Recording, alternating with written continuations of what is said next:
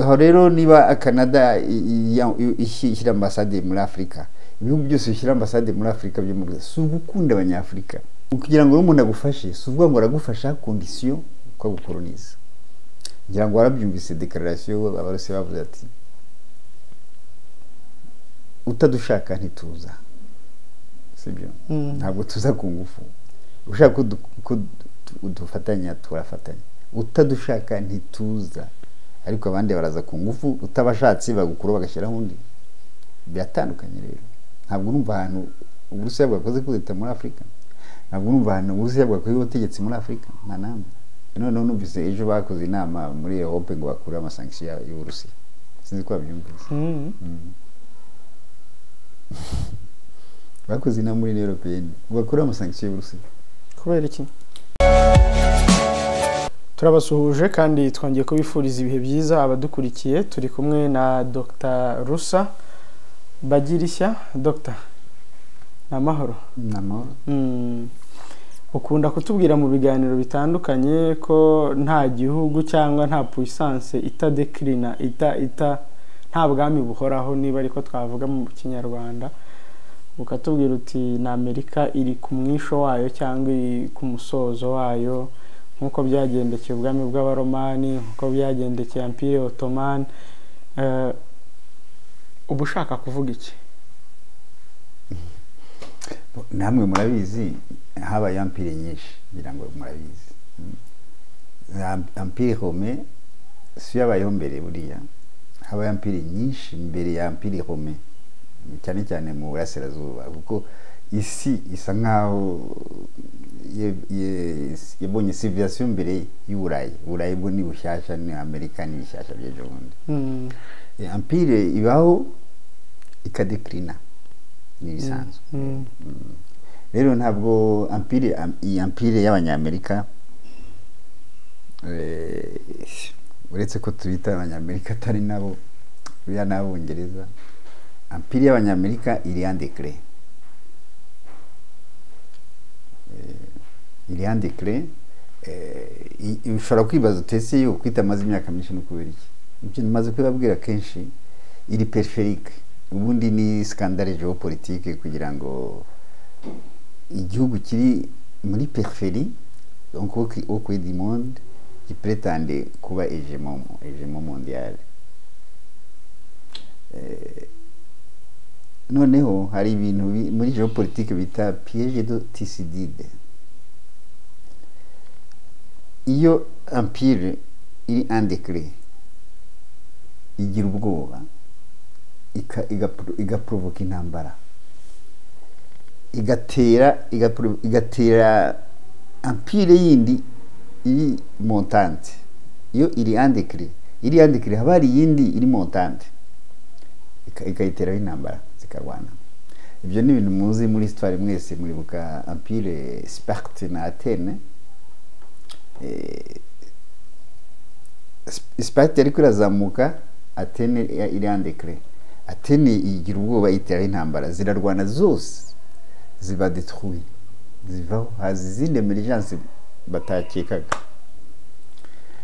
Urona empire y'Amerika ifite ubwoba, uzumva muri media zose iravuga Ubushinwa n'Uburusiya. Nizo ntambara ubona muri Ukraine, nizo ntambara abonye kuva kuri Trump hagati ya Amerika n'Ubushinwa, zitararangira. Amerika ifite intambara ku mafro abiri, ku Bushinwa no kuri Amerika no kuri Uburusiya. Iriya ni signe, ni symptôme ya puissance iri en déclin.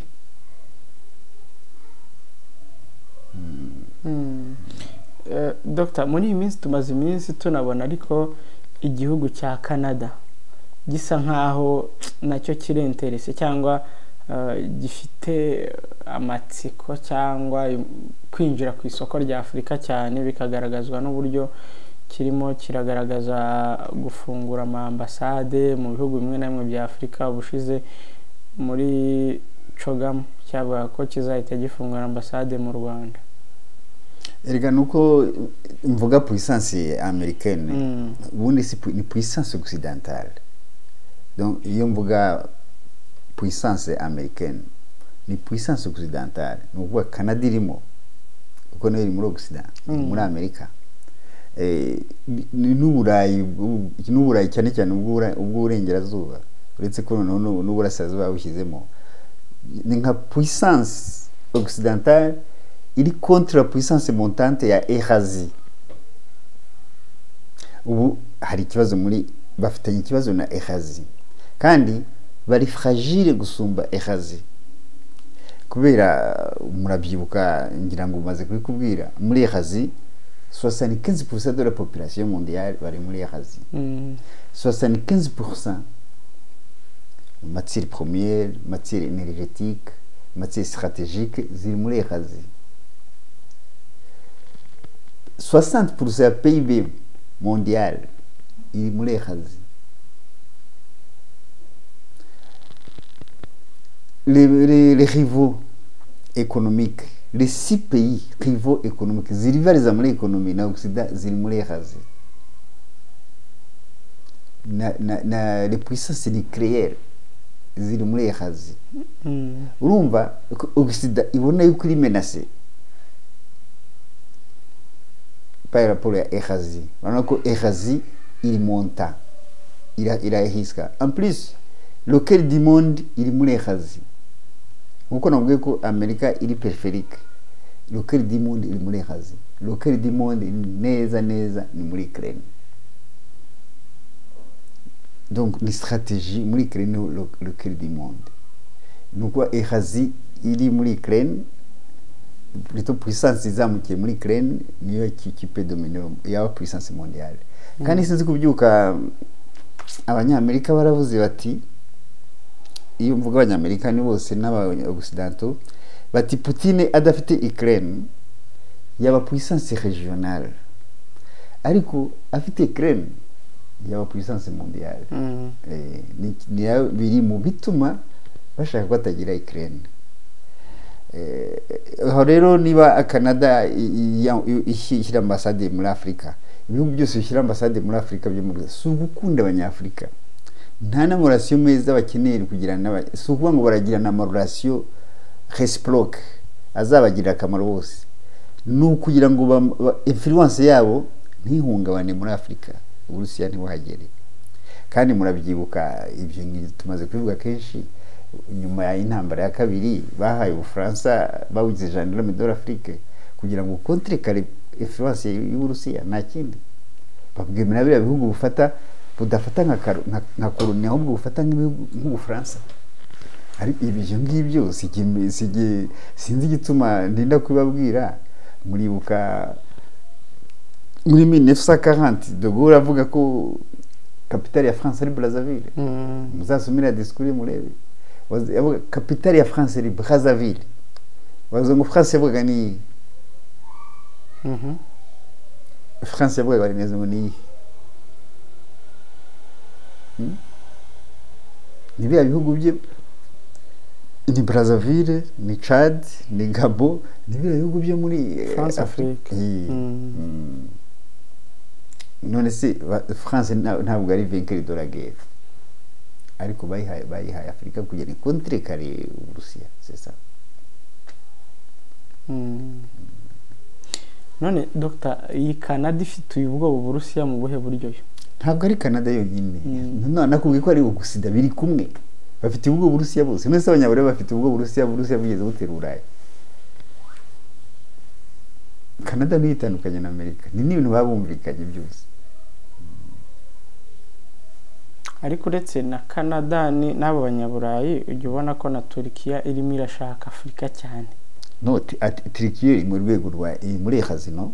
Turkiya ni Eurasie. Eurasie ni biriya bihugu bifite ni partie de territoire muri Europe. Yego. N'indi muri Aziya. Biriya muri Eurasie. None se uyu munsi Putin yagiye muri Iran ari kumwe nande? Na president wa Turkiya. No, nande mundi? cyangwa baba ari batatu iyi ngira ngo ni uwa Irani n'uwa Turiki na Putin. yego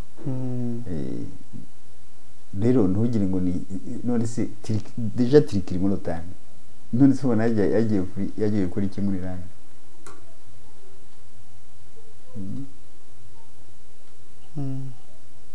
ni ubundi kuki we ari kujya kwiyegereza Irani na Turiki ariko ari muri Azi ntabwo ari umu-occidental azi ko nawe ari muri Irani batamufata nkabo sinzi kubyibuka byize mushaka kumukorera kudeta abanya-Irani abanyamerika byize ushaka gukora kudeta bashatse gukorera kudeta uriya perezida wa Turiki yaburiwe n'Uburusiya yego naho ari muri Irani naho ari muri OTAN imaginal arimo atarimo ntibamugirira icyizere ko banze ko ajya muri Union Européenne Erdogan banze ko yasabye kujya muri Union Européenne baramwangira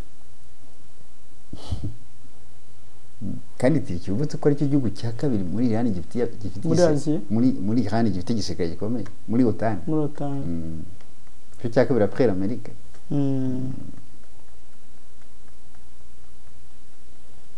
none hari itsinda rya BRICS naryo ubwaryo rishobora kuba riteye ubwoba abanyamerika muri iyo mpera yabo y'ubwami bwabo riteye ubwoba riteye ubwoba l'imperialisme occidental donc ni nka rival ni nka equivalent donc ni imbaraga ni contre pouvoir ya Occident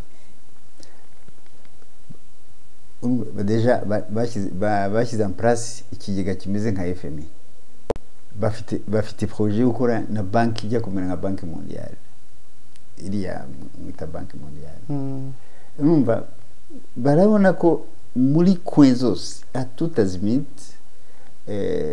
Occident iri kwiragwa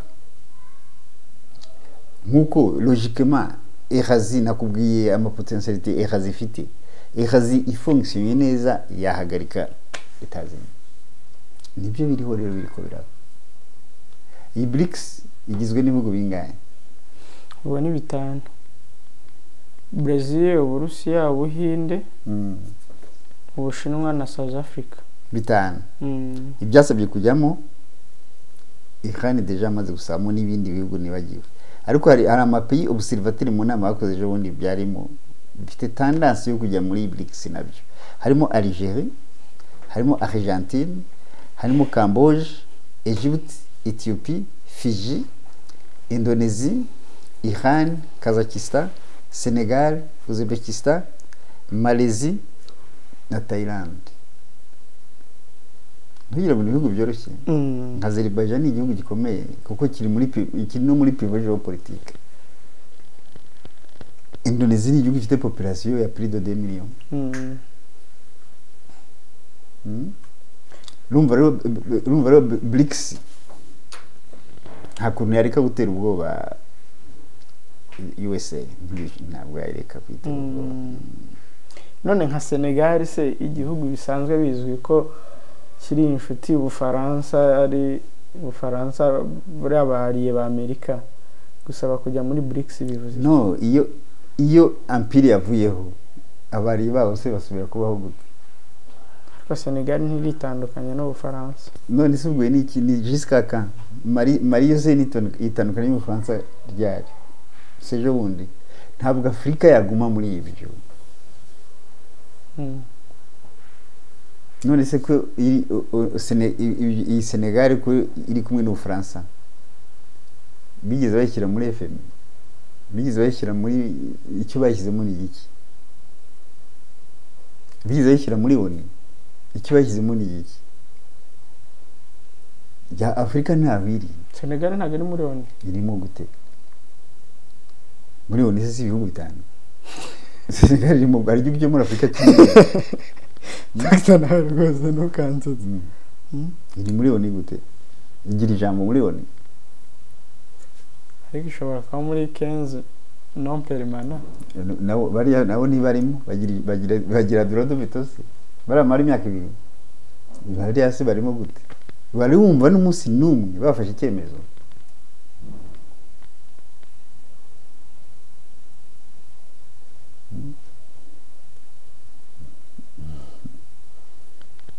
ntabwo iriya empire iri imaze kubadekrina ntabwo indi yakora nk'iyi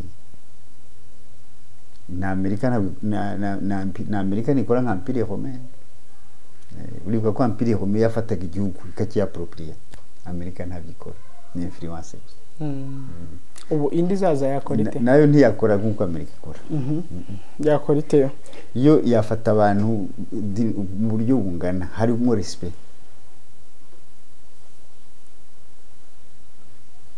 ubwo se none se warumva Ubushinwa n'ubwemera ko bukomeye warumva igihugu bwateye oya c'est ça Amerika ntikomeye imaze gutera bingahe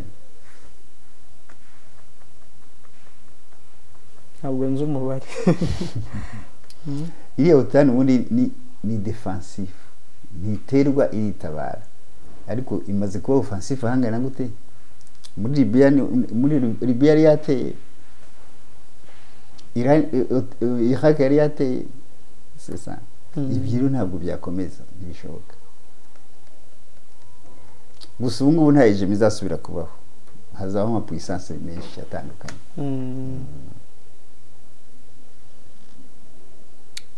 Dr. Reka tugane ku musozo tugana ku musozo kudekrina kwa Amerika na niyo puissance yayo na avantage mbere na mbere kuri inde mu bantu bose batuye isi na avantage ku bantu bose batuye isi kuko ibibazo byose biri ku isi byatewe na Amerika na avantage cyane kuri Afrika kuko Afrika niyo yagize ibibazo gusumba ibyo bihugu bindi kuko byo bifite imbaraga Afrika ariko iyo mvuga Amerika n'Abongereza Amerika ntibaho murabizi n'iryo zina n'iryo bayihimbye n'abaye hari s'Abanyamerika n'Abongereza iyo na Australia n'Abongereza Afrika bayigize abacakara imyaka 400 barangije barabakomeza gushika n'uyu munsi babaha independence ntibabaha decolonisation iyo mvuze ngo n'uyu munsi sinzi ko mubibona ko Afrika n'uyu munsi iri colonize urumva rero bihindutse Afrika no yaba igize avantage bwa mbere abantu benshi baravuga ngo ese bundi ngo Uburusiya bwo ntibwadukolonizanye Ubushinwa ntabwo ibyo bishoboka Afrika ntikeneye gusubira gukolonizwa ifite experience ihagije nta kontina iragira experience nka Afrika nta kontina iragira presidence à double tête nta kontina ndumva aho president na 4 vice president nta ibyo ngibyo rero Afrika nibyo igomba kurengera niyo bona nuba ubu ifite amarelation n'Uburusiya nka kuriya kwa Mali cyanye na Cameroon ubungu batangiye gusinya amasezerano na Burkina Faso hari ibihugu byinshi nukumva ko Afrika nta bateau de guerre Afrika igira nta bombe atomique Afrika igira nta kuntu wakwikuraho umuntu atambara gufite udafite umuntu ugufasha kugira ngo umuntu agufashe suvuga ngo aragufasha condition ko gukoloniza ngira ngo warabyumvise declaration abarose bavuze ati utadushaka ntituza sibyo ntabwo tuza ku ngufu ushaka udufatanya turafatanya utadushaka ntituza ariko abandi baraza ku ngufu utabashatse bagukuru bagashyiraho undi byatandukanye rero ntabwo numva ahantu Uburusiya bwakoze kudeta muri Afrika ntabwo numva ahantu Uburusiya bwakoze ubutegetsi muri Afrika nta namwe none se Dr.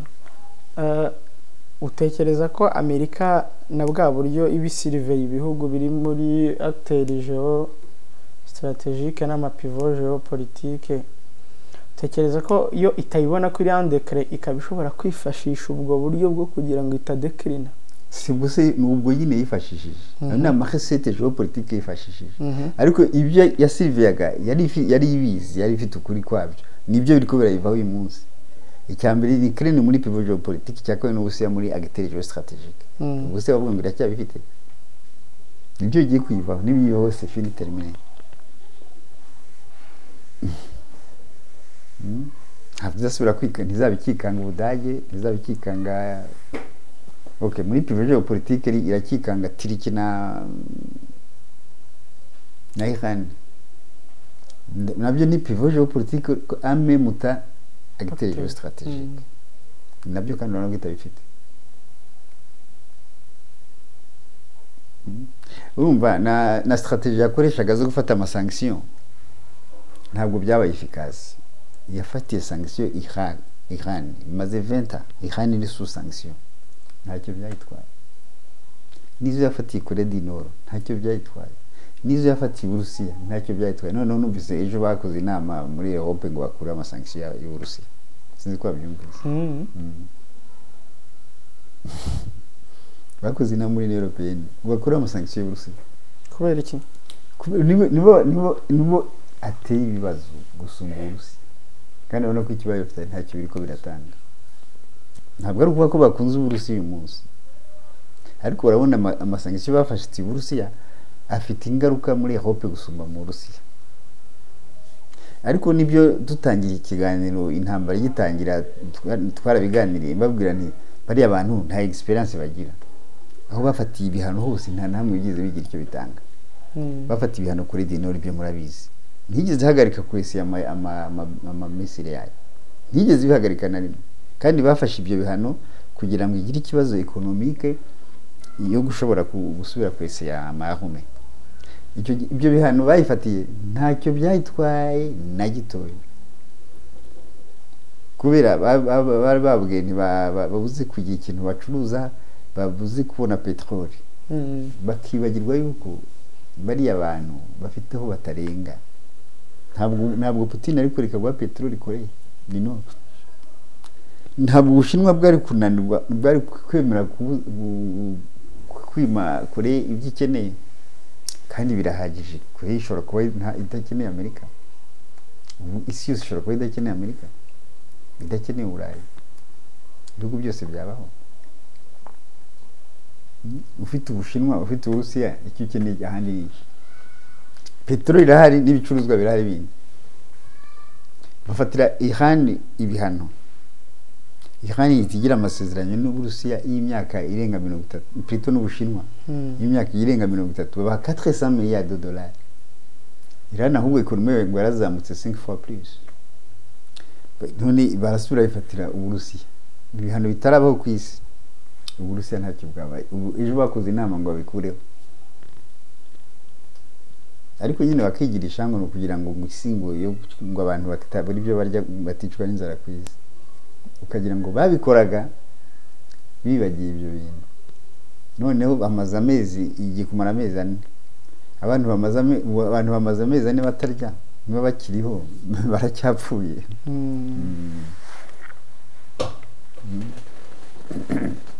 Dr. ahubwo dusoza wenda reka nkubaze n'aka kabazo mu minsi ishize hari umudepite wo mu Burusiya yavuze ko Amerika nikomeza ko biyenzaho ngo bazayambura ka gace ka Alaska arakubeshya Alaska barayigurishije bayambura guteze uze ko bayiyomeka nkuko biyometseho Crimea ntabwo erega Crimea ntibayiyometseho Crimea yari yabo Crimea imaze imyaka ingahe igiye kuri Ukraine yagiye muri 54 plutôt yagiye muri Ukraine muri 54 ntabwo rero ntabwo Ukraine yari yayiguze uwo ni umudepite bivuze wo mu Burusiya umudepite wo mu Burusiya sibwa kandi ari pro Putin oya ari mu Burusiya nyine ari pro Putin bose ntabwo poza mu Burusiya bahaba cyane oya ibyo ngibyo yarabeshya kuko Alaska barayigurishije nta n'ubwire important barayigurishije ntabwo bashobora kwikura bayigurije n'amafaranga make 7 millions de dollars oya ntabwo bashobora kwiyomeka barayigurishije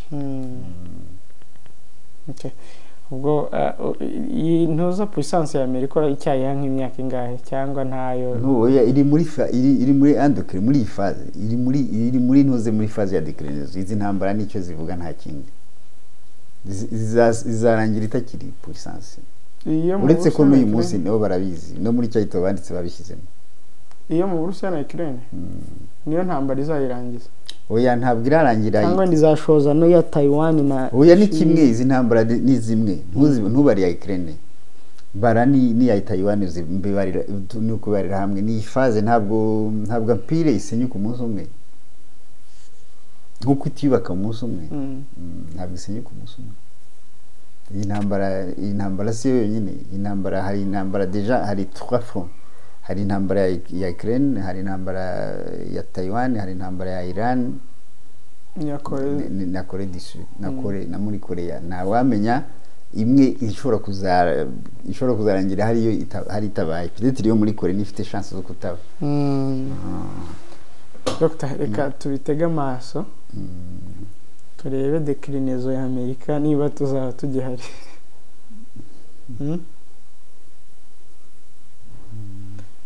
Urakoze cyane. Murakoze namwe.